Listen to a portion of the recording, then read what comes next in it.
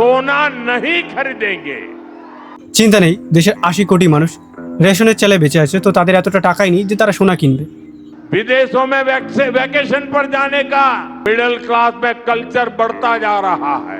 যাদের বিদেশে যাওয়ার সামর্থ্য আছে তাদের মিডল ক্লাস বলে নাকি, আমি তো জানতাম না। বাকি আমাদের এখানে তো তাদের বড় লোক বলে। ওয়েলকাম দেশের পরিস্থিতি পার্ট 2, যেখানে আমরা দেখবো যে সরকারের ভুলের জন্য কিভাবে সাধারণ মানুষের কষ্ট বাড়ে। দেখো, দেশ অনেক খারাপ পরিস্থিতির মধ্যে দিয়ে যাচ্ছে, কারণ বাইরে যুদ্ধ চলছে, তাই তেলের দাম অনেক বেড়েছে। তাই কিছুদিনের মধ্যেই প্রতিটা জিনিসপত্রের দাম বাড়বে, মানে সাধারণ মানুষের কষ্ট বাড়বে। তো আমরা সরকার কেন বাছাই করি? যাতে আমাদের খারাপ সময়, সেই সময়টাকে তারা খুব তাড়াতাড়ি সমাধান করে। তো আমাদের দেশ 85% তেল বাইরে দিয়ে আমদানি করে। তো আমাদের দেশ যখন এতই তেলের উপর নির্ভর, তো কেন আমাদের দেশের বেশি করে তেল মজুত করে রাখা হয় না? কারণ কিছু দিনের জন্য যদি এদিক ওদিক হয়ে যায়, তাহলে দেশে তো হাহাকার পড়ে যাবে। তো এই জিনিসটা আমি 1 নিমেষের জন্য বাদ দিই। তারপর আসে আমাদের টাকা।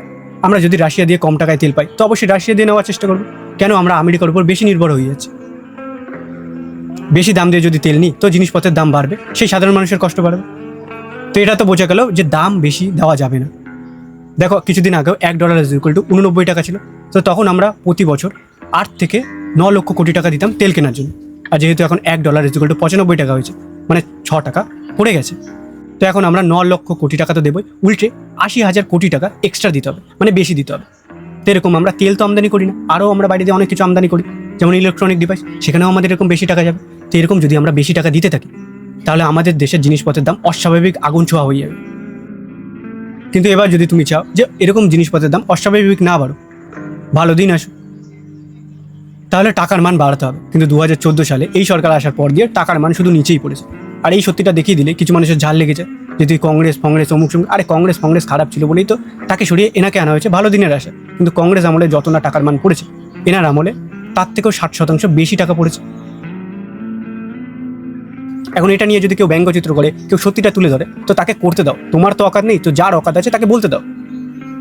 কারণ সে যদি মানুষকে জাগরুক করতে পারে, আর সেই দেখে যদি সরকার কোনো পদক্ষেপ নেয়, টাকার মান বাড়ে, তো লাভ ভাই সবার হবে।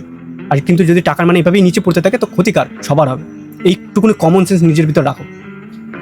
আর সরকারকে কেউ কিছু বললেই সে দেশদ্রোহী হয়ে যায় না, সে অন্য পার্টির হয়ে যায় না, সে মোল্লা হয়ে যায় না। যদি এরকমটা হতো, তাহলে এই মানুষটাকে যে সরকারকে সমালোচনা করতো। क्या रुपया लुढ़क गया है कि नहीं गया है?